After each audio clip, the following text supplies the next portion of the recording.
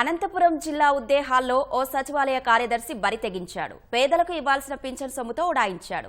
ఉద్దేహాల్ సచివాలయ కార్యదర్శి 3 వార్డులకు పంపిణీ చేయాల్సిన 2 లక్షలకు పైగా నగదుతో పరారైనట్లు ఎంపీడీఓకు వాలంటీర్లు ఫిర్యాదు చేశారు.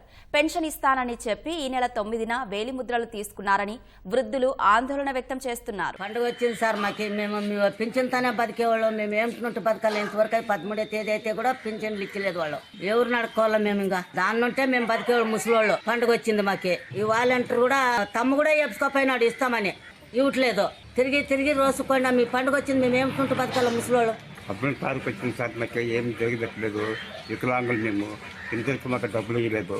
13 పేరు అయింది, పండుగ వచ్చింది, డబ్బులు ఇవ్వలేదు సార్. ఏం సార్ మాకు అసలు జీతం వేయలేదు సార్, మాకు వాలంటీర్ గానీ వేయలేదంట. ఎట్లా సార్ మేము బతికేది? దాన్నింటి బతుకుతాం మేము. మాకు పండుగ వచ్చింది సార్, మేము ఎట్లా చేయాలా? ఇవ్వలేదు ఏం లేదు పండుగ, దాని మీద బతికేవాళ్ళం మేము.